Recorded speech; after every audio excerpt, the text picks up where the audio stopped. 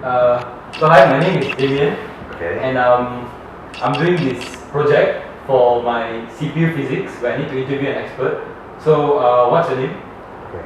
My name is Henry Fo. And what do you do as your profession? I'm a civil engineer. I'm a practicing engineer since 1993. 1993. And what do you do on a daily basis? I'm giving engineering services to my client. Engineering services such as giving structural engineering. Let's say a client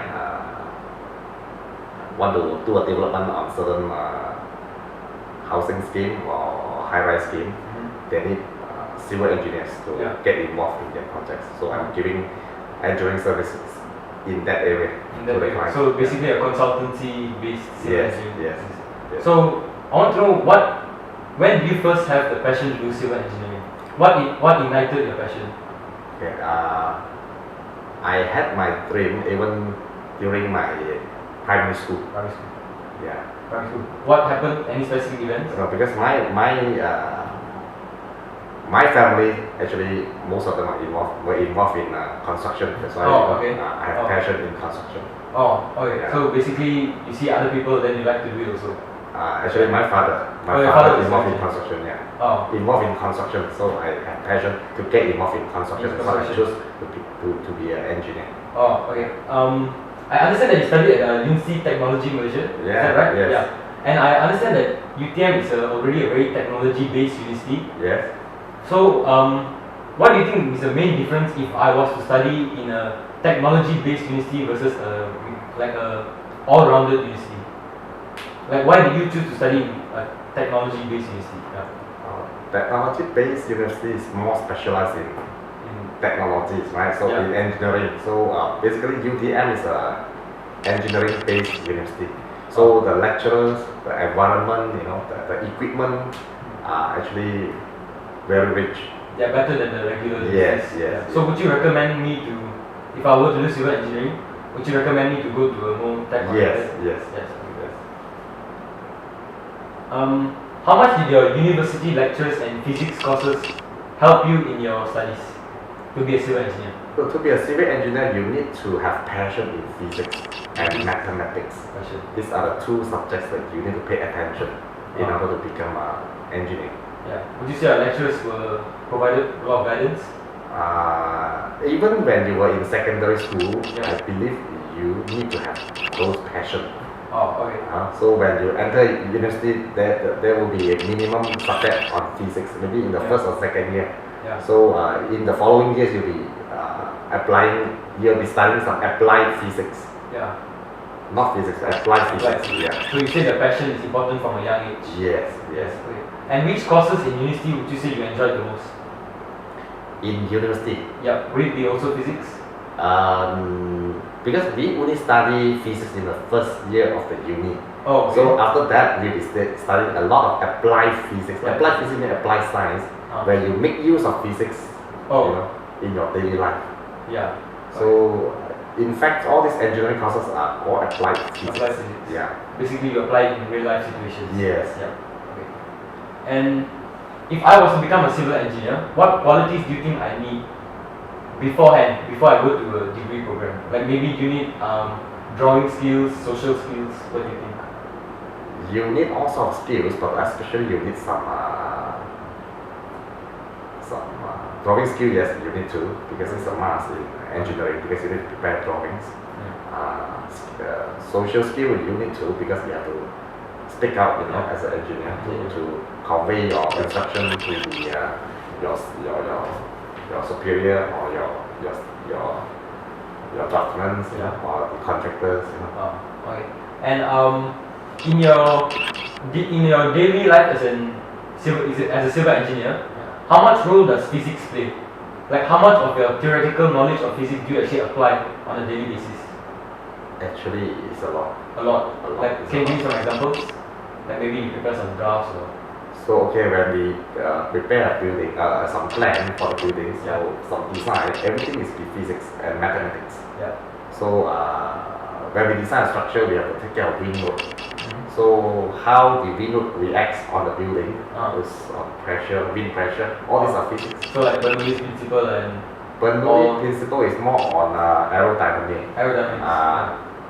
Yeah, but ours is more on statics. Static is not aerodynamic. Statics, let's say the weight of the building, and also the weight of the furnitures and humans' weight on top, the car park weight. All this we need to take into consideration. So these are all physics. Okay.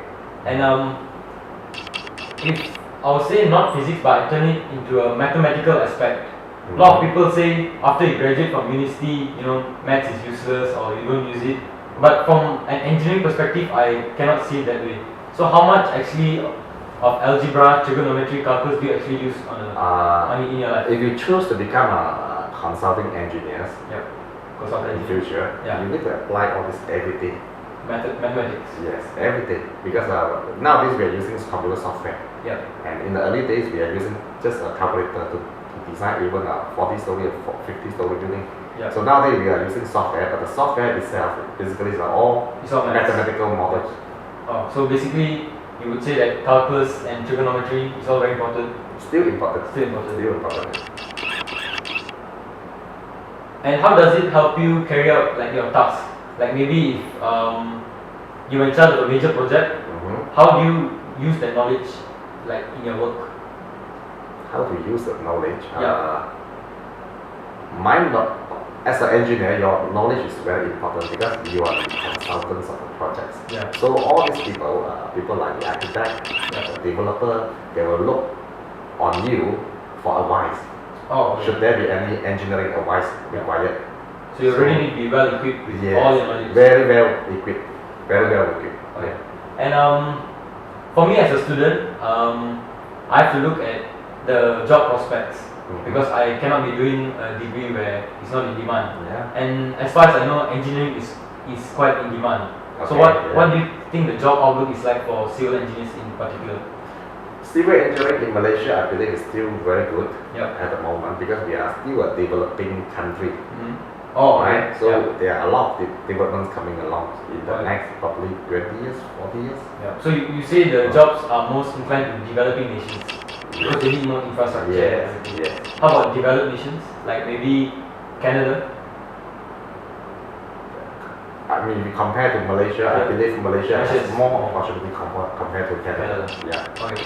And how do you think civil engineering compares with other engineering disciplines such as maybe mechanical, aerospace, in terms of job growth? Do you think it's higher than those disciplines? I believe civil engineering is wider compared to others because, as I explained to you earlier, civil engineering covers a lot of aspects like structural engineering, geotechnical engineering, water resources engineering, and even environmental engineering. All these are under civil engineering. So the prospect is huge. Because you can get involved in any of the fields, right? Not just one specific field. Okay. But I have a friend who studied in the University of Toronto, which is actually one of the best engineering schools in the world. He was a civil engineering graduate, and he found it very difficult to get a job, and he had to come back to Malaysia. Why do you think problems like this still exist? I do not understand much about Canada, but as far as Malaysia is concerned, we need a lot of civil engineers. We need a lot. But why do you think certain civil engineers still find it tough to get jobs? Like maybe in Malaysia, are there any problems? The problem maybe is more on that individual problem. They are very choosy, right? So as a young engineer, you should not be choosy. So you have to give yourself an opportunity to learn. But you say the companies would readily hire a civil engineering graduate? I think most companies we need engineers. Malaysia basically needs a lot of engineers. We are under development. Okay. And one interesting prospect of civil engineering to me is how much civil engineers work with architects. I understand in meetings, civil engineers and architects are like, they work hand in hand. So if let's say a major project comes along and you're having a meeting, who would actually call the shots? Like, what's your role during a meeting? Okay, as far as the scope is under the engineer, let's say the issues on structures and drain system or whatever, Yeah. the engineer will be calling the shot. Engineering information. Because you are the only qualified person in terms of Yeah. in that respect, in Yeah. that area. Okay. So the architect should not be calling the shot on the structural problem. So the Oh. engineer will be calling the shot. So what do the architects do actually? Architect will be doing the coordination among all the consultants. Uh-huh. So he'll be chairing the meetings. Okay. He's the leader of the teams, the consultant teams. Yeah. But if the issue is on structure or on that engineering issue, the shot will be called by the engineer. The engineer. Yes. So Because the engineer will be fully liable on all the engineering issues, not the architect. Oh, so would you say in a big meeting, all the engineers are the heads? No, the architect will be the head, Architect will be the head. the chief coordinator of the whole team. Oh, But you okay. see, as far as the engineering issue is concerned, Yeah. the engineer will make a decision. The architect should not supersede or override the engineer. Oh, okay, interesting. Yeah. Right? Yeah. Okay, in CPU, right? Mm-hmm. Our soft skills are always made a focus point. They Okay. always make us do presentations, discussions, Yeah. conferences. Yes. And I understand that engineers not only need their scientific knowledge, but they need to be sociable. Yes. So, how important do you think our soft skills are, like our communication in your job? Communication is very, very important, especially when you want to convey certain message or certain instruction to certain people to execute the work. Yep. You have to do it correctly.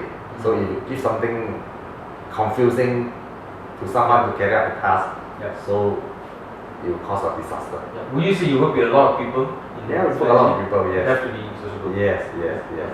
You need to be able to get along with people because it is a teamwork. It's not a one-man show. Yeah. Okay, and for me, in terms of jobs when I grow up, Mhm. I love to do outdoor work. I don't see myself sitting in an office the whole day doing office work. Okay. So what do you think is the ratio between indoor work and outdoor work for civil engineer on a typical day? You have to choose which one you have to go in. If Oh, you, okay. you want to spend 100% of time Yep. at the field, you have to join the construction team. Construction. Okay. Right? If let's say you want to spend 70% in office, 30% supervising the job, you may go for consultancy. Oh, So it's up to you to choose. so you say structural engineers are outside, no? It depends. If let's say a structural engineer can be doing design work in the office, and maybe you can choose to go out to oversee certain projects, right? A little bit here and there. Yeah. Or you can choose to be a resident engineer, where you spend 100% at the site supervising the project.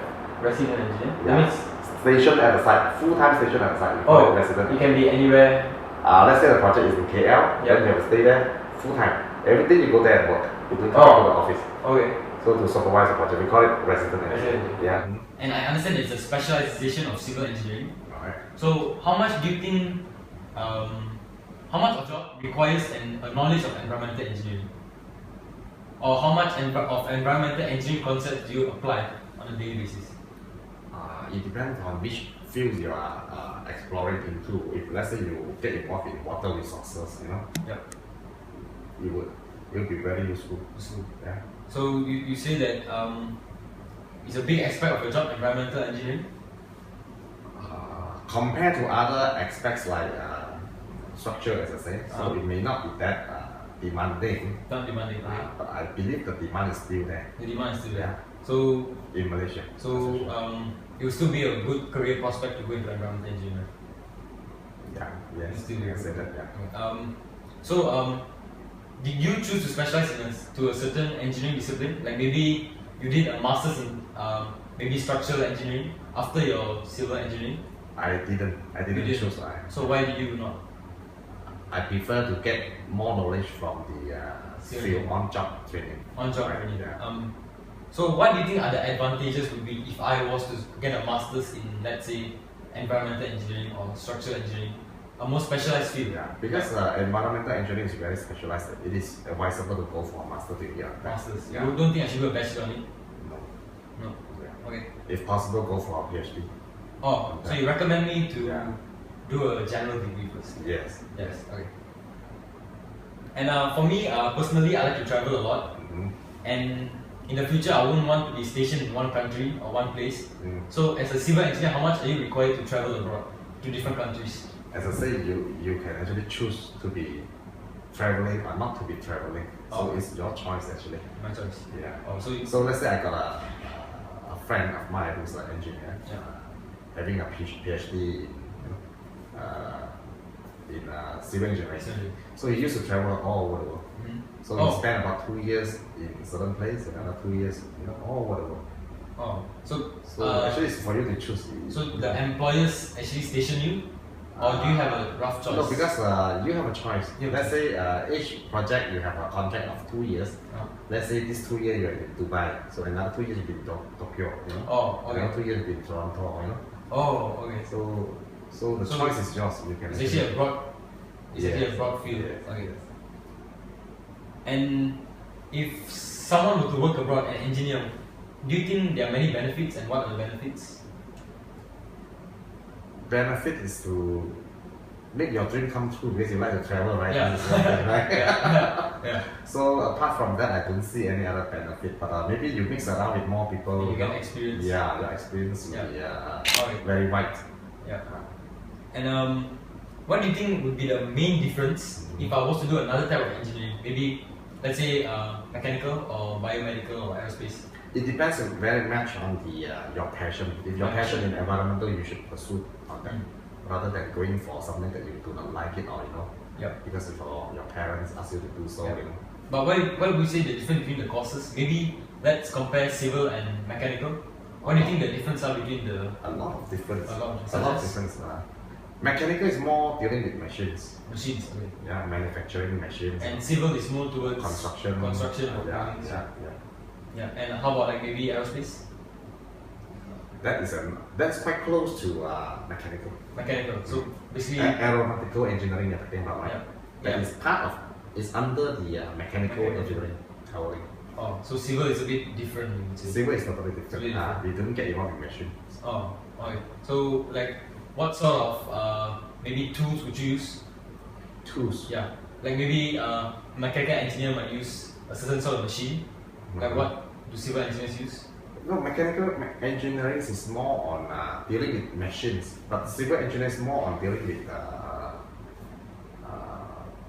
environmental issues, geotechnical issues, structural issues. Yeah. It's totally two different Two things. different things. Okay. Two different things.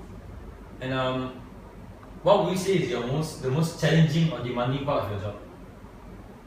Okay, the most demanding and challenging job, the part of my job is to get the project completed within the time frame and also within the budget. Or what time frame do you normally work by? Let's say each project we have certain contract period. Yeah. So we have worked within the contract period. Let's say 4 years for a project, Oh, and then let's say the budget is certain much. You should finish the job within that time and budget. time and budget. Yeah. And So this is the challenge of. let's say on a bad note, you couldn't finish it on time, Mhm. or you finish the budget. Mhm. What would happen? Could you request for more funds, or No, we have to. you have to We have request to. for more Yes, funds? we have to.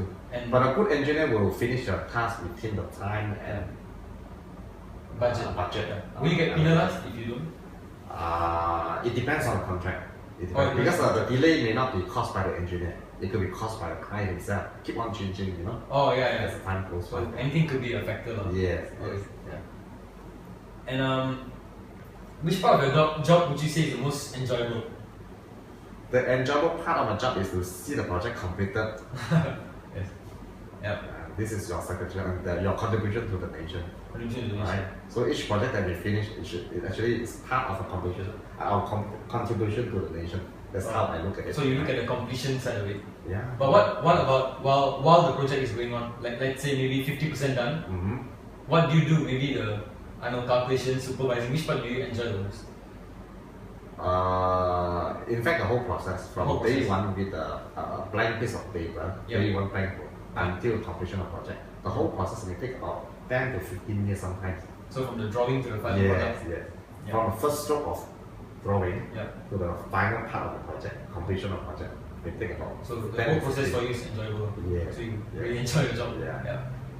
And I would like to know, how safe is your job? Like, are you under health or hazardous risks when you work? Because I understand other engineers like petroleum, chemical, Yeah. they are all somehow at risk because they are dealing Yeah. with sensitive material. So Yeah. how about civil engineers? Civil engineer is also quite risky, especially when you do inspection, you know. Yeah, inspection, like on-site inspection. Yeah, on-site inspection. And sometimes we also do some construct some chemical plants. Oh, okay. You know, those Oh, are, yes. But the important thing is we have to observe all the safety measures, Safety measures. like helmets, Oh. boots, you know, all these things we have to observe. Yeah. So would you say, for example, you would be at risk? Like, how do you think? How dangerous is it? How dangerous is this? Yeah. Of course, compared to a pilot nowadays,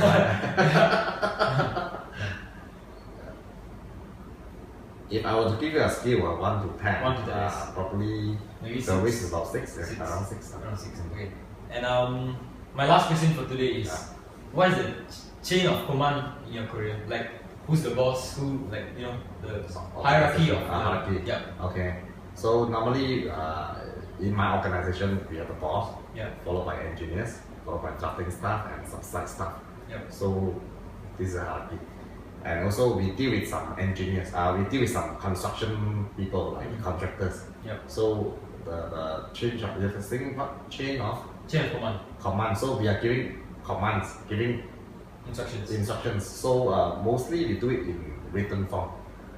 So let's say you want to get the contractor to execute certain work. Yeah. We speak to them verbally, but once we go back to the office, we'll come up with a written instruction. We call it engineer's instruction.